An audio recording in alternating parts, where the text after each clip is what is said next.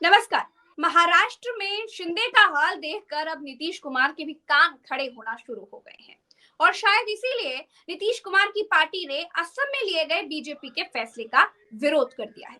दरअसल असम में बीजेपी ने बीफ बैन किया। इसके बाद नीतीश कुमार का इस पर कहना है कि कोई क्या खाएगा, कोई क्या पहनेगा, ये लोगों का निजी चाहत, निजी चॉइस है। इस पे सरकार का कोई मतलब नहीं होना चाहिए। इस पर बात करने के लिए हमारे साथ प्रोफेसर रविकांत जी हैं। रविकांत सर, आपका बहुत बहुत स्वागत है।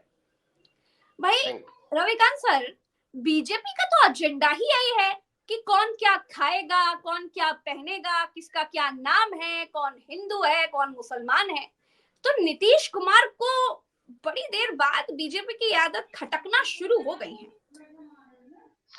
हाँ, शायद एकनाथ शिंदे को उन्होंने देख लिया, शपथ ग्रहण समारोह में थे भी, और जो चेहरा दिख रहा था एकनाथ शिंदे का कि मजबूरी में उप मुख्यमंत्री पद की उन्होंने शपथ ली, और उसके बाद का अगर दृश्य आपने देखा हो, वो तौलिया वाली कुर्सी पर बैठे हुए थे देवेंद्र फडणवीस और नॉर्मल कुर्सी पर विराजना पड़ा एकनाथ शिंदे को। तो ये जो दशा है कि भारतीय जनता पार्टी हमेशा यूज करके और फेंक देती, नीतीश कुमार को भी शायद अब ये लगने लगा है कि उनका भी इस्तेमाल हो रहा है। मैंने पिछले भी आपके कार्यक्रम में कहा था कि महाराष्ट्र से बहुत कुछ नहीं होने जा रहा, बिहार से कुछ तय होगा, और आज हम उस पर चर्चा कर रहे हैं। जैसे जैसे नजदीक बिहार का चुनाव आएगा, ये आपको तनाव दिखेगा, क्योंकि नीतीश कुमार को भी बीजेपी बख्शने वाली नहीं है। वहां पे भी गिरिराज सिंह जैसे लोगों को लगा के रखा हुआ है, जो लगातार कम्युनल बातें कर रहे हैं। नीतीश कुमार की पॉलिटिक्स कैसी भी रही हो, उन्होंने बदला हो पाला बराबर, लेकिन अपनी धर्मनिरपेक्ष राजनीति को बनाए रखा। आज हालात ये हैं कि जब भारतीय जनता पार्टी उनको जमीन से ही बेदखल करना चाहती है, तो ऐसे में इसी मुद्दे पर उनकी पार्टी ने स्टैंड लिया, कहां का, असम का, कि असम में जो बीफ को बैन किया जा रहा है वो ठीक नहीं है, क्योंकि कौन क्या खाएगा, क्या पहनेगा, ये कोई सरकार नहीं तय करेगी, ये नागरिक अधिकार है। लेकिन बीजेपी तो ये भी तय करेगी कि साहब कौन किससे प्रेम करेगा, कौन किससे शादी करेगा, लव जिहाद जैसा मुद्दा, तो वो भी बीजेपी तय करती है। अब तय ये करना है नीतीश कुमार को कि उनका जो लव है बीजेपी के साथ वो ठीक है कि नहीं, ये उनको अब तय करना है। और नीतीश कुमार को पाला तो बदलने में कोई वक्त तो नहीं लगता है, ब्रेकअप करने में टाइम नहीं लगता ना, बिल्कुल नहीं लगता, और ब्रेकअप से तो चुटकियों में कर देते हैं। हाँ, एकदम से, और उनको कोई दिक्कत भी नहीं होती, बस कुर्सी पर वो विराजमान रहे। ये नीतीश कुमार की अपनी पॉलिटिक्स की खूबी है, और ये प्रशंसा करनी पड़ेगी आपको कि नीतीश कुमार ने बराबर अपने हाथ में बाजी रखी है। ये कहीं ना कहीं राजनीतिक कौशल है उनका। हम उनके आइडियोलॉजी से सहमत ना हो, उनके पाला बदलने से सहमत ना हो, लेकिन ये तो आपको तारीफ करनी पड़ेगी कि नरेंद्र मोदी के इस दौर में भी नीतीश कुमार के हाथ में बिहार की बाजी है। ये कम अपने आप में तारीफ काबिल नहीं है। लेकिन प्रज्ञा जी, ये भी इतिहास याद रखेगा, इस समय जो पूरे देश में हो रहा है, मध्य प्रदेश से लेकर के और उत्तर प्रदेश तक, महाराष्ट्र से लेकर के और असम तक, इनका गुनहगार कौन होगा? क्या नीतीश कुमार खलनायक नहीं है? चंद्रबाबू क्या इसके हिस्सेदार नहीं होंगे? आप भले ही धर्मनिरपेक्ष राजनीति की बात करते रहिए, लेकिन समय आपसे हिसाब मांगेगा। ये वही नीतीश कुमार हैं जब गुजरात के दंगों के बाद वो एनडीए को छोड़ते हैं, और इधर वो नरेंद्र मोदी के प्रधानमंत्री जैसे प्रत्याशी बनते हैं, वो छोड़ते हैं, उन्होंने नहीं पसंद किया था। अब उनके हाथ में है कि वो क्या करेंगे इस समय, जब पूरा सांप्रदायिक तनाव जिस स्थिति में है, उसके गुनहगार वो भी लिखे जाएंगे। तो हो सकता है कि ये कश्मकश नीतीश कुमार के भीतर हो, और आने वाले वक्त में कोई फैसला वो लेते हुए दिखाई दे। तो क्या सीख मिलती है नीतीश कुमार को? एकनाथ शिंदे की दुर्गति देखने के बाद नीतीश कुमार कुछ तो सोचते होंगे। निश्चित रूप से एकनाथ शिंदे हो या आपके और दूसरे राजनीतिक दल हो, नवीन पटनायक के साथ क्या किया, या आप चले जम्मू कश्मीर में उन मोहतरमा के साथ क्या किया था, वो भी तो गठबंधन में थी, किसी को नहीं छोड़ा।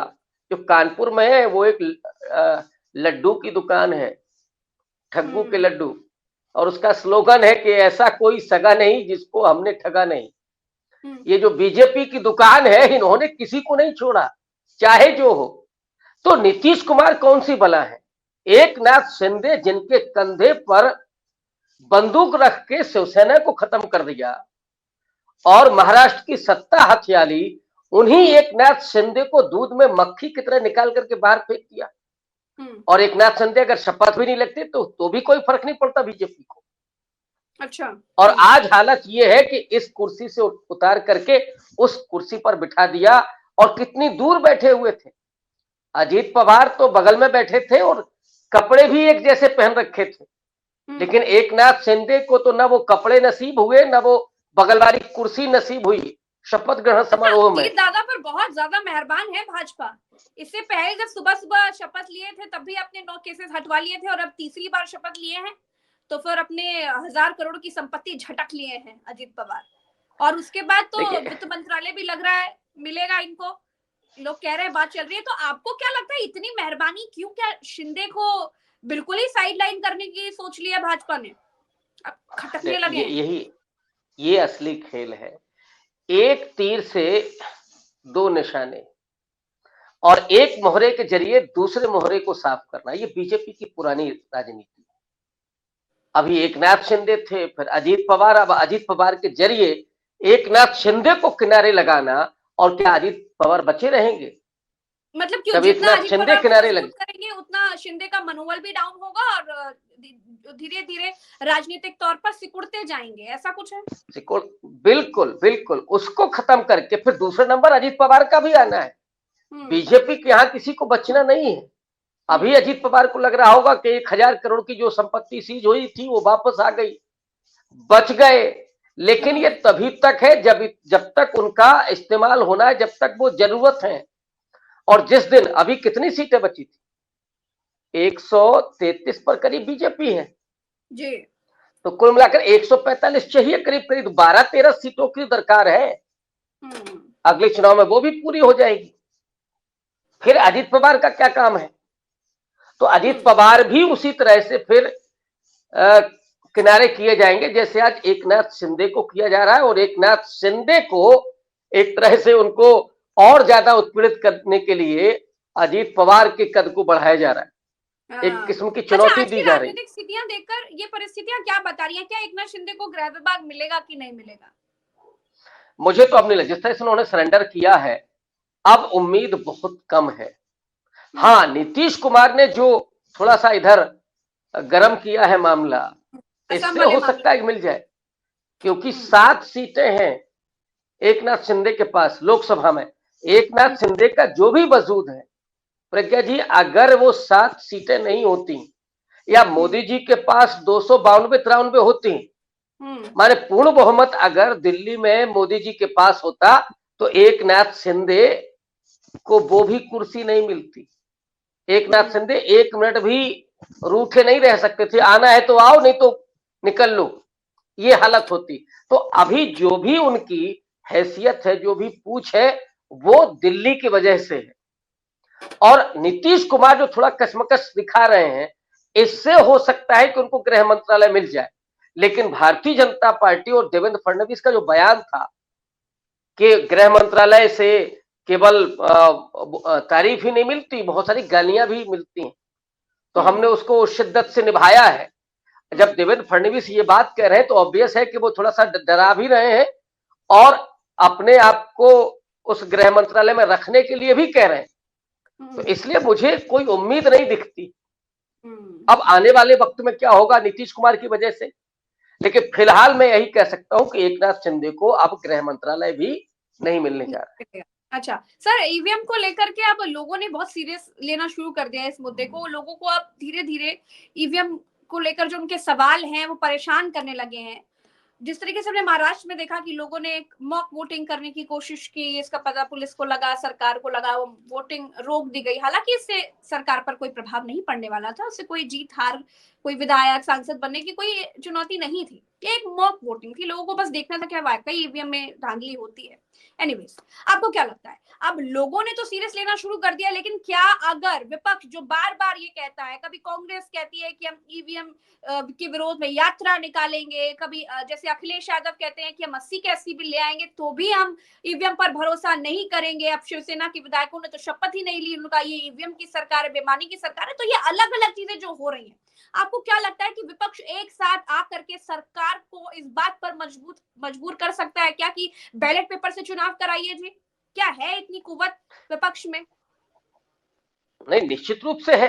डेमोक्रेसी में हालांकि नरेंद्र मोदी इन सब चीजों की परवाह नहीं करते और चुनाव आयोग उनकी झोली में, ये सब जानते हैं। राजीव कुमार वही करते हैं जो ऊपर से आदेश आता है। किसानों से माफी मांगी ना, बहुत देर बाद मांगी, पर मांगी ना माफी। उन्होंने बोला ना हाँ, हमारी तपस्या में कोई कमी रह गई थी। तब उसके लिए 750 किसानों की शहादत हुई और चुनाव सामने था उत्तर प्रदेश का, वरना मोदी जी वो भी नहीं करते। 750 क्या और 750 किसान शहीद हो जाते तब भी वो नहीं करते। मोदी सरकार केवल एक ही चीज को डरती है, वो है चुनाव, चुनावी राजनीति, बस। इसके अलावा कोई डर नहीं है, कोई शर्म नहीं है, कोई लिहाज नहीं है, कोई परंपरा और मान्यता, ये सब वो नहीं मानते हैं। जो भी लोकतांत्रिक मूल मत और परंपराएं हैं, नरेंद्र मोदी के लिए केवल सत्ता अपरिहार्य है, सत्ता जरूरी है और उसके लिए वो किसी की परवाह नहीं करते।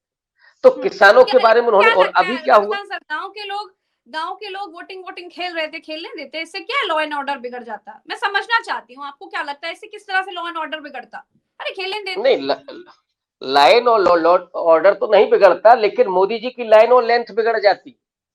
जो वो बॉलिंग करते हैं, जो चल रहा है ईवीएम के जरिए, और सबसे ज्यादा तो वोटर लिस्ट में जो खेल हो रहा है, और जिस गांव में वो वोटिंग हो रही थी, मुझे तो लगता है कि ये लोकतंत्र को और ज्यादा वाइब्रेंट बना रहा है। जो मोदी जी कहते हैं ना कि हम लोकतंत्र की जननी हैं, हालांकि जिन गण संघों के आधार पर वो कह रहे हैं, वो दरअसल डेमोक्रेसी उस तरह की नहीं है। लेकिन जब वो वाइब्रेंट डेमोक्रेसी की बात करते हैं, तो इसमें तो और भी अच्छा था कि गांव के लोग सामने आकर के वोट डाल रहे थे। इसको तो उत्सव के रूप में मोदी जी को, चुनाव आयोग को लेना चाहिए था। लेकिन खतरा ये था कि जो महाराष्ट्र में जीत मिली, अब आप देखिए जमीनी हालत क्या थे। आप किसी भी पत्रकार से पूछ लीजिए महाराष्ट्र में, चलिए मैं मान लूं कि मैं नहीं गया था, किसी भी आप व्यक्ति से बात कर लीजिए, मतलब कोई नहीं भांप पाया और नतीजा यहां पहुंचा। और उसके बाद जो गांव के लोग ये कह रहे हैं कि हमने तो भाई फला पार्टी को वोट दिया था, एक गांव में एक भी वोट नहीं मिला कांग्रेस को, और ज्यादातर लोग कह रहे हैं कि हमने कांग्रेस को वोट किया था। ये जो आशंका है, लोगों का संदेह है, ये डेमोक्रेसी के लिए बेहद खतरनाक है। और अगर लोग इसको एक प्रयोग के तौर पर देखना चाहते थे, तो मुझे लगता है कि ये लोकतंत्र के हित में होता। लेकिन डर ये है कि कहीं सच बेपर्दा ना हो जाए, और मोदी जी सच न तो बोलते हैं, न सच को बेपर्दा होने देते। एक वर्ल्ड इकोनॉमिक फोरम की रिपोर्ट है प्रज्ञा जी, कि झूठ बोलने में, झूठ पर विश्वास करने में भारत का पहला स्थान है पूरी दुनिया में। पूरी दुनिया में पहला स्थान है। तो जिस देश के हालात ये हो, झूठ को लोग सच मानते हैं, मनवा लिया गया लोगों को। अरे भोले हैं सर, बहुत भोले। ये, इसको भोलापन से ज्यादा मूर्ख कहा जाता है। जब लोग पढ़ना लिखना बंद कर दें, सुनी हुई बात पर एतबार करने लगे और उसको कभी चेक न करें, तो इसका मतलब है कि वो मूर्ख हैं, ये भोले नहीं हैं। मोदी सरकार ने लोगों को मूर्ख बनाया है बाकायदा। इन नेताओं के बच्चे तो आईसीसी के अध्यक्ष बनेंगे, किसी का एमबीए करने जाएगा कनाडा, किसी का बेटा एलएलएम कर रहा है, शिवराज सिंह चौहान का, सुधांशु त्रिवेदी के बेटे बेटे सब बाहर पड़, यहाँ लगा दिया है भगवा लेकर के चढ़ जाओ बेटा मस्जिद पर, किसी को पहुंचा दिया किसी के घर में घुस जाओ। तो और डीजे पर डांस करना है, पेट में भोजन नहीं है, शरीर पर कपड़ा नहीं है और उनको हिंदू धर्म की रक्षा के लिए लगा दिया है। ये जो झूठ है ये लोगों को सामने नहीं दिख रहा है कि नेताओं के बच्चे तो नहीं आते हैं। तो इस ये भोलापन नहीं है प्रज्ञा जी, ये मूर्खता है। तो वो आवरण डाल दिया है, आंखों पर पट्टी ऐसी बांध दी है जिससे उनको न तो सच दिखाई पड़ रहा है और न उनको सुनाई पड़ रहा है। तो जो महाराष्ट्र में होने जा रहा था, और मुझे लगता है कि महाराष्ट्र से एक बड़ा परिवर्तन संभव है। महाराष्ट्र के लोग खड़े हो गए, गांव खड़ा हो गया और वो कह रहे हैं कि ये अन्याय, ये गलत हुआ है। हमने जिसको वोट दिया वो काउंट नहीं हुआ, काउंट किसी और को हो रहा है। तो वो चाहते थे कि ये चीजें साफ हो। दूसरा, पहली दफा हो रहा है कि शिवसेना की पार्टी, किसी पार्टी के विधायकों ने कहा कि नहीं हम शपथ नहीं लेंगे। संजय राउत ने उसी दिन कहा था कि ये निर्णय हमें स्वीकार नहीं है और ये जरूरत थी। आप पहले ईवीएम की बात करें, नतीजे के बाद बात कर रहे हैं और उसको एक्सेप्ट कर लें, तो लोगों का संदेह आप पर ज्यादा होता है कि कहीं ऐसा तो नहीं है कि आप हार गए इसलिए आप बोल रहे हैं कि ईवीएम है। आपने अगर निर्णय को, नतीजे को नहीं स्वीकार किया, इससे मजबूती बनती है। और लोग जो कह रहे हैं कि हम वोट कहीं डालते हैं, नतीजा कहीं और आता है, इससे संदेह होता है। और अब जब विपक्ष एकजुट होने की कोशिश कर रहा है, कांग्रेस पार्टी का अपना ऐलान है और शिवसेना ने तो बड़ा, माने उद्धव ठाकरे ने बड़ा कदम उठाया है ये, और ये चीजें आगे चल करके चुनाव आयोग के लिए, चुनाव आयोग को मजबूर करेंगी। और मैं तो कह रहा हूं किसी छोटे राज्य में आप चुनाव करा के देख लीजिए, ऐसी कौन सी आफत आई है जब आप ईवीएम की वोट, जो वोट पड़े हैं उसको 2 दिन में काउंट करके बताते हैं उनका डेटा। तो इसमें और 4 दिन लग जाएंगे, क्या फर्क पड़ेगा? लेकिन लोगों की आशंका तो दूर हो जाएगी। विपक्ष को जवाब दे चुनाव आयोग, देखिए आप गलत बोल रहे हैं, हम करा रहे हैं बैलेट पेपर से। आइए, गांव में कई लोगों पर एफआईआर हो गई, आपको क्या लगता है कि जिन लोगों पर एफआईआर हुई, क्या विपक्ष के नेताओं को उस गांव में जाकर लोगों से बात करनी चाहिए थी? क्या मिलना चाहिए था? क्या पूछना चाहिए था कि आपके ऊपर एफआईआर क्यों हुई, किन कारणों से हुई? उन लोगों का मनोबल बनाना चाहिए था कि अगर आप एक कोशिश कर रहे थे, आपके मन में कोई शंका थी, आप कोशिश कर रहे थे, आपको रोक दिया गया, लेकिन आप कोशिश कर रहे थे, आप संविधान पर विश्वास करते हैं। प्रज्ञा जी, ये सिर्फ लोगों के साथ खड़े होने का मामला नहीं था जी। यहां से जो ये आग सुलग रही है कि डेमोक्रेसी को बचाने की, ये किसी के विरोध में नहीं थी। लोग अपने वोट के अधिकार को चेक करने के लिए ये कर रहे थे। यहीं खड़े हो जाना चाहिए था, सारे विपक्ष के लोगों को उसी गांव में खड़े हो जाना चाहिए था और वहीं से आंदोलन शुरू करना चाहिए था। तो गांव के लोगों की जीत होती, आपकी जीत होती। क्योंकि अगर और आप अगर भरोसा कर रहा है कि वो आगे आकर आंदोलन करे, वो कहे कि हमें ईवीएम पर भरोसा नहीं है, तो क्या नागरिक जो है हमारे देश के, वो खलियार है क्या? जो खेत में काम करता है वो बेचारा कोर्ट थाने में जाकर अपनी एफआईआर पर बार बार इधर उधर घूमेगा क्या सर? उसके पास तो इतना समय नहीं होगा ना। ये एफआईआर इसीलिए कराए गए हैं। आपने किसान आंदोलन भी देखा, कितने एफआईआर हुए थे। आपने महिला पहलवानों के आंदोलन में देखा था, कितने एफआईआर हुए थे। ये एफआईआर जो कानून का दुरुपयोग है, इसीलिए हो रहा है कि लोग चुप रहना शुरू कर दें, लोग विरोध करना बंद कर दें, जो उनका संवैधानिक राइट है। आर्टिकल 19 क्या कहता है, आर्टिकल 21 क्या कहता है? आपको अभिव्यक्ति की आजादी है, आपको गरिमापूर्ण जीवन जीने की आजादी है। तो आप संगठन बनाने के आप स्वतंत्र हैं, आप किसी का विरोध प्रदर्शन करने के लिए स्वतंत्र हैं, सभा करने के लिए स्वतंत्र हैं। ये पूरे के पूरे अधिकार छिन जाए और लोग खामोश हो जाए, डराने के लिए एफआईआर हो रही, कानून का दुरुपयोग है। यहीं पर विपक्ष की जरूरत है कि वो खड़ा होता कि कितने लोगों पर आप एफआईआर करेंगे, हम पर भी एफआईआर कराइए। कुछ करते हुए उसी गांव से दिल्ली की तरफ, तो चुनाव आयोग राजीव कुमार को भी समझ में आता, बिल्कुल गांव के लोगों को भी, और जो दूसरे राज्यों के और महाराष्ट्र के दूसरे हिस्सों के गांव के लोग संदेह कर रहे हैं, वो भी खड़े होते कि नहीं, विपक्ष आज हमारे साथ खड़ा हुआ है। सवाल उन वोटर्स के राइट का है, लेकिन वो वोट कहां जाता है? तो राजनीतिक दलों की भी जिम्मेदारी है, केवल वोटर्स की जिम्मेदारी नहीं है। राजनीतिक दलों की भी जिम्मेदारी है, सत्ता में आप पहुंचते हैं, राइट। तो आपको खड़े होना चाहिए था। मुझे लगता है कि वहीं से, उसी गांव से आंदोलन चलना चाहिए ईवीएम के खिलाफ, और सीधे तौर पर कटघरे में खड़ा करना चाहिए राजीव कुमार को और इस सरकार को कि कानून का इस तरह का दुरुपयोग हम चलने नहीं देंगे। ये चुनाव करना कहता है कि चाहिए। अगर आप बिना सबूत ईवीएम पर आरोप लगाएंगे तो फिर तो क्रिमिनल केसेस झेलिए। फिर अब तो ये भी कह दिया चुनाव आयोग ने। नहीं नहीं, मतलब आप तो बोल चुनाव भी नहीं आयोग तो सकते। चुनाव आयोग तो कुछ भी कर सकता है। हम्म वो राजीव कुमार तो विपक्ष के किसी भी आरोप पर चुटकुले सुनाते हैं और शायरी करते हैं हम्म बिना बिना उसके। अरे साहब, उनकी हिम्मत तो नहीं होती है कि प्रधानमंत्री को एक नोटिस तक जारी कर दें। वो चुनाव आयोग क्या करेगा? चुनाव आयोग की प्रतिष्ठा बची कितनी है? तो वो अब केवल कानून का इस्तेमाल करके लोगों को डराने धमकाने का काम कर रहे हैं। इस देश में क्या बगैर सबूत के? और अभी अभी जो आरोप लगाती है बीजेपी, उसके क्या सबूत हैं? मसलन राहुल गांधी के लिए कहा गया कि वो देशद्रोह कर रहे हैं, क्या सबूत है? कोई सबूत नहीं है। लेकिन जो आरोप लगाए और जिसके खिलाफ सबूत है उस पर बहस नहीं हो पा रही है अडानी पर। वहां एक एक अडानी आप बोलेंगे तो अडानी शब्द भी नहीं जाएगा कार्रवाई में। ये हालत राज्यसभा और लोकसभा की है। तो चुनाव आयोग तो एक तरह से बीजेपी के संगठन की तरह काम कर रहा है और जो उधर से फरमान जारी होगा वो करेंगे।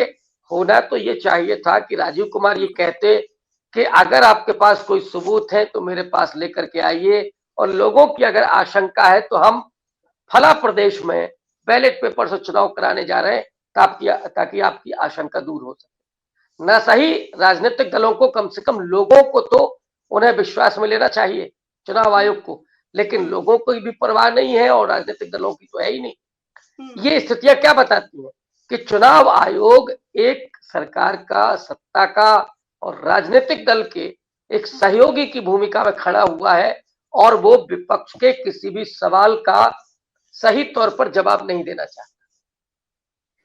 चलिए, बहुत बहुत शुक्रिया रविकांत सर, समय दिया आपने। दर्शकों का भी बहुत बहुत आभार। फिलहाल के लिए इतना, मिलेंगे नई चर्चा में। हमें दीजिए इजाजत। नमस्कार, जय हिंद।